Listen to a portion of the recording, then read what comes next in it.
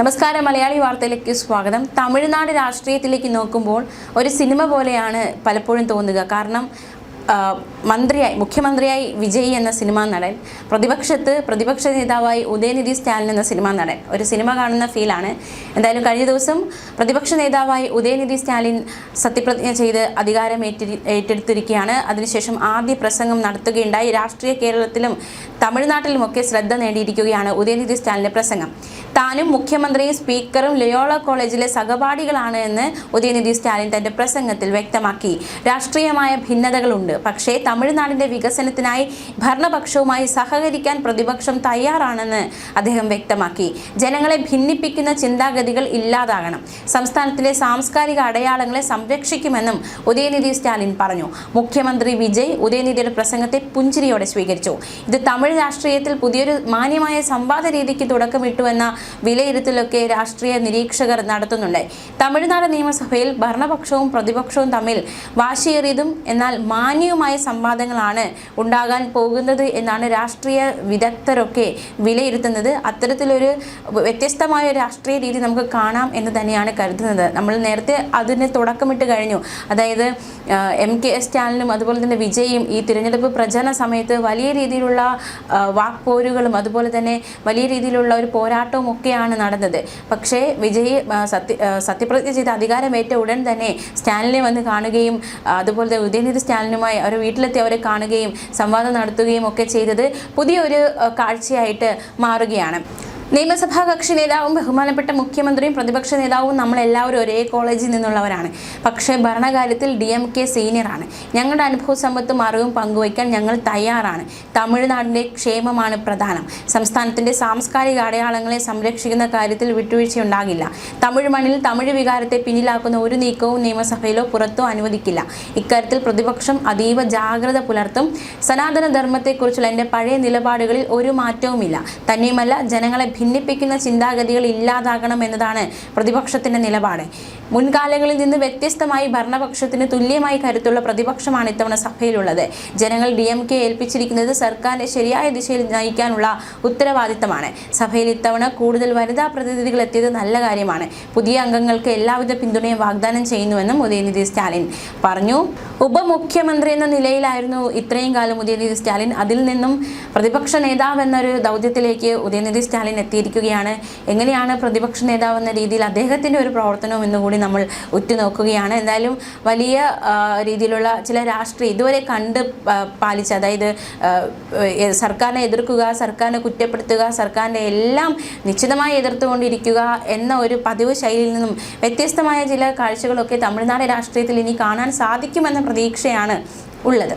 ഇനി നമ്മൾ മറ്റൊരു വാർത്തയിലേക്ക് കൂടി പോവുകയാണ്. അതായത് വിജയിയുടെ വിജയം ഒരു സുനാമി പോലെ ആയിരിക്കുമെന്നൊരു പ്രവചനം നടത്തിയ ഒരു വ്യക്തിയുണ്ട്, ഒരു ജ്യോതിഷി. ആ ജ്യോതിഷിക്ക് സർക്കാർ ഉദ്യോഗസ്ഥനായി നിയമനം കിട്ടിയിരിക്കുകയാണ്. ആ വാർത്തയുടെ വിശദാംശം കൂടി നമുക്ക് നോക്കാം. മുഖ്യമന്ത്രിയുടെ സ്പെഷ്യൽ ഡ്യൂട്ടി ഓഫീസറായി രാധൻ പണ്ഡിറ്റിനെ നിയമിച്ചിരിക്കുകയാണ്. ഉത്തരവ് തമിഴ്നാട് സർക്കാർ പുറത്തിറക്കി.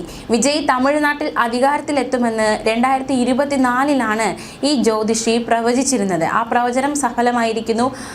അതിനൊരു പ്രതിഫലമായിട്ടാണ് അദ്ദേഹത്തെ ഇപ്പോൾ സർക്കാർ ജോലി നൽകി ആദരിച്ചിരിക്കുന്നത്. വിജയന്റെ ജ്യോതിഷി ആണ് ഇദ്ദേഹം. ആ നിലയിൽ നേരത്തെ ചെന്നൈയിലെ രാഷ്ട്രീയ മണ്ഡലങ്ങളിൽ അദ്ദേഹം വളരെ സുപരിചിതനാണ്. എല്ലാവർക്കും പരിചിതനായ ഒരു വ്യക്തി കൂടിയാണ് രാധൻ പണ്ഡിറ്റ്.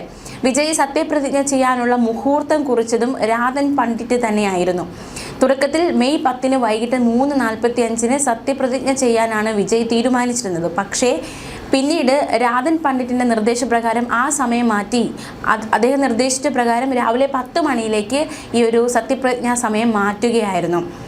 എന്തായാലും റിക്കി രാധൻ പണ്ഡിറ്റ് വെട്രിവേൽ ആരാണെന്ന് നമുക്ക് വിശദമായി നോക്കാം. വേദിക് ജ്യോതിഷം, ന്യൂമറോളജി തുടങ്ങിയവയിൽ 40 വർഷത്തിലേറെ പരിചയമുള്ള വ്യക്തി. ഇന്ത്യയിലെ സെലിബ്രിറ്റി ജ്യോതിഷിമാരിൽ ഒരാൾ കൂടിയാണ് ഈ രാധൻ പണ്ഡിറ്റ്. രാഷ്ട്രീയ സിനിമാ രംഗത്തെ വ്യക്തികളുമായി വലിയ രീതിയിലുള്ള ബന്ധം പുലർത്തുന്ന ഒരു വ്യക്തി കൂടിയാണ് ഇദ്ദേഹം. പണ്ഡിറ്റ് വെട്രിവേൽ എന്ന് പൊതുവിൽ അറിയപ്പെടുന്നുണ്ട് ഇദ്ദേഹത്തെ. 2008 ഡൽഹിയിലേക്ക് അദ്ദേഹം എത്തുന്നത്. പിന്നാലെ രാധൻ പണ്ഡിറ്റ് എന്ന് പേര് മാറ്റുകയും ചെയ്തു. വിജയ് മാത്രമല്ല അദ്ദേഹത്തിന്റെ കസ്റ്റമർ, അതായത് ജയലളിത ഉൾപ്പെടെയുള്ള തമിഴ്നാട്ടിലെ രാഷ്ട്രീയ പ്രമുഖർ രാധൻ പണ്ഡിറ്റിന്റെ നിത്യ സന്ദർശകരായിരുന്നു. തിരഞ്ഞെടുപ്പ് വിജയത്തിന് ശേഷം ആദ്യമായി വിജയനെ അഭിനന്ദിക്കാൻ അദ്ദേഹത്തിന്റെ വീട്ടിലെത്തിയ വ്യക്തികൾ നിരവധി പേരുണ്ട്. അതിൽ ഒരാൾ കൂടിയാണ് രാധൻ പണ്ഡിറ്റ്. വിജയ് TVK രൂപീകരിച്ചതു മുതൽ ആ പാർട്ടിയുടെ വലിയ രീതിയിൽ പിന്തുണച്ചിരുന്നു അദ്ദേഹം. രാഷ്ട്രീയത്തിൽ വിജയ് സുനാമിയെ പോലെ ശക്തനാകുമെന്നായിരുന്നു രാധൻ പണ്ഡിറ്റിന്റെ പ്രവചനം. അതേപോലെ തന്നെ വലിയ സുനാമി പോലെ ഒരു വലിയ വിജയമാണ് വിജയ് നേടിയിരിക്കുന്നത്. എന്തായാലും ആ പ്രവചനമൊക്കെ സഫലമായതിന്റെ സന്തോഷത്തിൽ അദ്ദേഹത്തിന് ഒരു സർക്കാർ ജോലി എന്ന പദവിയിലേക്ക് ആനയിച്ചിരിക്കുകയാണ് വിജയ് സർക്കാർ. അതേസമയം അണ്ണാ DMKയിലെ വിമത നേതാക്കളുമായി കൂടിക്കാഴ്ച നടത്തി തമിഴ്നാട് മുഖ്യമന്ത്രി വിജയ്. വിമത വിഭാഗ നേതാവ് CV ഷൺമുഖത്തെ വസതിയിൽ വെച്ച് കൂടിക്കാഴ്ച നടത്തുകയായിരുന്നു. TVK സർക്കാരിന് പിന്തുണ നൽകുമെന്ന് CV ഷൺമുഖത്തിന്റെ SP വേലുമണിയുടെ നേതൃത്വത്തിലുള്ള വിമതർ നേരത്തെ പ്രഖ്യാപിച്ചതാണ്. അണ്ണാ DMKയുടെ 30 MLA-മാരാണ് ജനറൽ സെക്രട്ടറി എടപ്പാടി K പളനിസ്വാമിയുമായി ഭിന്നിച്ച് വിമത പക്ഷത്ത് ഇപ്പോൾ ആയിരിക്കുന്നത്. 47 MLA-മാരാണ് AIADMK ഉള്ളത്. ഇതിൽ 17 പേരുടെ പിന്തുണ മാത്രമേ നിലവിൽ പളനിസ്വാമിക്കുള്ളൂ എന്ന അവസ്ഥയിലാണ് അദ്ദേഹമായിരിക്കുന്നത്. മാത്രമല്ല അണ്ണാ DMK പിളർത്താൻ ഉദ്ദേശമില്ല എന്ന് കഴിഞ്ഞ ദിവസം ഷൺമുഖം പറഞ്ഞിരുന്നു. കഴിഞ്ഞ 10 വർഷത്തിനിടെ DMKയുമായി 3 തവണയും TVKയുമായി 1 തവണയും ഏറ്റ പരാജയത്തിൽ നിന്ന് പാഠം പഠിക്കേണ്ടതുണ്ട് എന്നാണ് ഷൺമുഖം വ്യക്തമാക്കുന്നത്. പാർട്ടിയെ പുനരുജ്ജീവിപ്പിക്കണം, പാർട്ടിയുടെ ഭാവിയെക്കുറിച്ച് ചർച്ച ചെയ്യേണ്ടതുണ്ട്, അതിനായി പാർട്ടി കൗൺസിൽ ചേരണം എന്നതടക്കമുള്ള നിർദ്ദേശങ്ങളാണ് പളനിസ്വാമിയോട് അദ്ദേഹം മുന്നോട്ട് വെക്കുന്നത്. എന്തായാലും DMKയുമായി സഖ്യമുണ്ടാക്കുമെന്ന അത്തരത്തിലുള്ള റിപ്പോർട്ടുകളൊക്കെ ഷൺമുഖം തള്ളി രംഗത്ത് വന്നിരിക്കുകയാണ്. എന്തായാലും വിജയ് സർക്കാരിൻ്റെ ഒരു പ്രഖ്യാപനം കഴിഞ്ഞ ദിവസം വന്നിരുന്നു. അതായത് ഏറ്റവും പ്രധാനപ്പെട്ട, പ്രത്യേകിച്ച് കേരളത്തിലേക്ക് വരണമെന്ന് നമ്മൾ ആഗ്രഹിക്കുന്ന ഒരു തീരുമാനമായിരുന്നു വിജയ് സർക്കാർ ആദ്യം തന്നെ നടപ്പിലാക്കാൻ ശ്രമിച്ചത്. തമിഴ്നാട്ടിലെ 717 മദ്യശാലകൾ അടച്ചുപൂട്ടാൻ വിജയ് ഉത്തരവിടുകയുണ്ടായി. സത്യപ്രതിജ്ഞയ്ക്ക് പിന്നാലെയായിരുന്നു വിജയുടെ തീരുമാനം. ആരാധനാലയങ്ങൾ, സ്കൂളുകൾ, ബസ് സ്റ്റാൻഡുകൾ എന്നിവയുടെ 500 മീറ്റർ പരിധിയിലുള്ള മദ്യശാലകളാണ് അടച്ചുപൂട്ടുന്നത്. 717 ടാസ്മാക് ഔട്ട്ലെറ്റുകൾ 2 ആഴ്ചയ്ക്കകം അടച്ചുപൂട്ടണമെന്ന ഉത്തരവും തമിഴ്നാട് സർക്കാർ പ്രഖ്യാപിച്ചു. മദ്യവിൽപ്പന കേന്ദ്രങ്ങൾ അടച്ചുപൂട്ടാൻ ഉത്തരവിട്ട സർക്കാരിന് പിന്തുണയുമായി മക്കൾ നീതി മയ്യം നേതാവ് കമൽഹാസൻ MPയും നടൻ വിശാലും രംഗത്തെത്തി. ഒട്ടേറെ കുടുംബങ്ങൾക്ക് ആശ്വാസമേകുന്ന പ്രഖ്യാപനമാണ് ഇതെന്നായിരുന്നു അവരുടെ പ്രതികരണം. മക്കൾ നീതി മയ്യം അവരുടെ പ്രകടന പത്രികയിൽ ഉൾപ്പെടുത്തിയിരുന്ന ഒരു പ്രഖ്യാപനം കൂടിയായിരുന്നു ഇത്തരത്തിൽ ഈ ഒരു മദ്യശാലകൾ പൂട്ടുമെന്നുള്ളത്. എന്തായാലും അത് TVKയ്ക്ക് ചെയ്യാൻ കഴിഞ്ഞുവല്ലോ എന്നൊരു ആശ്വാസം, എന്നൊരു സന്തോഷവും കൂടി കമൽഹാസൻ പ്രകടിപ്പിച്ചിരിക്കുകയാണ്. മദ്യവിതരണം സർക്കാർ നിയന്ത്രിക്കണമെന്നും കമൽഹാസൻ ആവശ്യപ്പെടുകയുണ്ടായി. സർക്കാരിന്റെ തീരുമാനം മുൻപേ ആഗ്രഹിച്ചിരുന്നു എന്ന് പറഞ്ഞ വിശാൽ ഒട്ടേറെ സ്ത്രീകൾക്ക് അനുകൂലമായ തീരുമാനമാണിതെന്ന് വ്യക്തമാക്കി. എന്തായാലും ആ ഒരു തീരുമാനം ഏറ്റവും കയ്യടി അർഹിക്കുന്ന ഒരു തീരുമാനം തന്നെയാണ് TVK സർക്കാർ പ്രാരംഭഘട്ടത്തിൽ തന്നെ സ്വീകരിച്ചിരിക്കുന്നത്. എത്രത്തോളം പ്രാവർത്തികമാകും എന്നതും ഒരു ചോദ്യമായി തന്നെ ഒരു വശത്ത് നിൽക്കുകയാണ്. കേരളത്തിലും അത് നടപ്പിലായെങ്കിൽ എന്ന് പല വീട്ടമ്മമാരും ആഗ്രഹിക്കുന്നുണ്ട്. അതേസമയം വിശ്വാസ വോട്ടെടുപ്പിൽ പങ്കെടുക്കുന്നത് വിലക്കിയ മദ്രാസ് ഹൈക്കോടതിയുടെ നടപടി ചോദ്യം ചെയ്ത് TVK MLA Srinivasa Sethupathi supreme കോടതി. DMK നേതാവ് പെരിയ കറുപ്പനെ ഒരു വോട്ടിനാണ് സേതുപതി പരാജയപ്പെടുത്തിയത്. എന്നാൽ പോസ്റ്റൽ വോട്ടുകൾ എണ്ണിയിട്ടില്ലെന്നും ഈ വോട്ടുകൾ തെറ്റായി മറ്റൊരു മണ്ഡലത്തിലേക്ക് അയക്കുകയായിരുന്നുവെന്നും ചൂണ്ടിക്കാട്ടി പെരിയ കറുപ്പൻ ഹൈക്കോടതിയെ സമീപിച്ചു. ഇതിന് പിന്നാലെയാണ് തർക്കം നിലനിൽക്കുന്നതിനാൽ സേതുപതി വിശ്വാസ വോട്ടെടുപ്പിൽ പങ്കെടുക്കരുതെന്നും ഇത് സർക്കാരിനെ ബാധിക്കുമെന്നും ഹൈക്കോടതി ഇടക്കാല ഉത്തരവ് പുറപ്പെടുവിച്ചത്. വിശ്വാസ വോട്ടെടുപ്പ് നടക്കാനിരിക്കവെയാണ് ഇത്തരത്തിൽ അടിയന്തര സ്വഭാവം പരിഗണിച്ച് സേതുപതിയുടെ ഹർജി ഉടൻ തന്നെ പരിഗണിക്കുമെന്ന് ചീഫ് ജസ്റ്റിസ് വ്യക്തമാക്കുകയുണ്ടായി.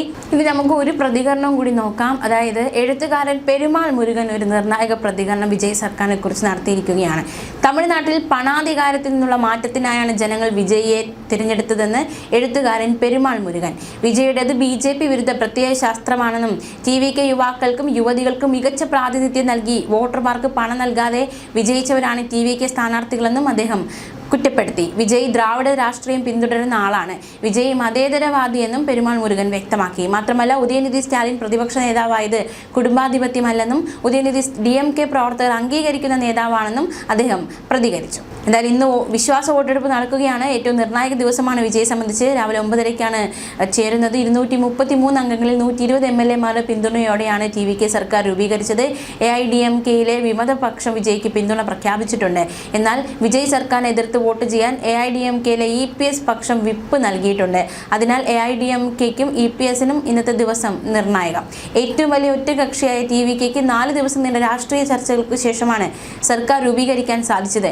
118 എന്ന കേവല ഭൂരിപക്ഷ മാന്ത്രിക സംഖ്യ തികയ്ക്കാൻ കഴിഞ്ഞതോടെയാണ് ഗവർണർ ആർലേക്കർ സർക്കാർ ഉണ്ടാക്കാൻ വിജയെ ക്ഷണിച്ചത്. ന്യൂസ് ഡെസ്ക് മലയാളി വാർത്ത.